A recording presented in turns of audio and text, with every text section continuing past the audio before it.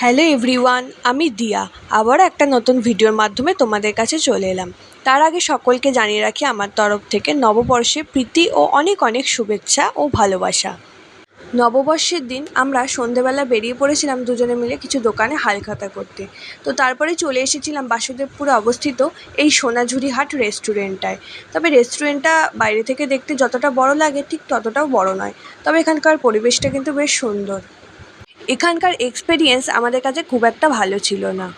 নববর্ষ উপলক্ষে এখানে কিছু কম্বো অফার লঞ্চ হয়েছিল, তো সেখান থেকে আমি অর্ডার করেছিলাম ফ্রাইড রাইস, চিলি চিকেন আর 2 পিস চিকেন ললিপপ দিয়ে, সেটা পড়েছিল হচ্ছে 280 টাকা। আর অমিত নিয়েছিল বাসমতি পোলাও, সাথে ছিল মটন কষা আর 1 পিস ফিশ ফিঙ্গার দিয়ে, সেটা পড়েছিল 450 টাকা। আমার খাবারটা প্রাইস হিসেবে ঠিক থাকলেও অমিতের খাবারটা অনেকটাই চিপ কোয়ালিটি ছিল, কারণ ওর মটনগুলো পুরো গলে গেছিলো। তো যাই হোক, আমরা আমাদের নিজস্ব এক্সপিরিয়েন্স তোমাদের কাছে শেয়ার করলাম। তো ভিডিওটা ভালো লাগলে লাইক কমেন্ট করে পাশে থেকো। আজকের মতো চলি, টাটা।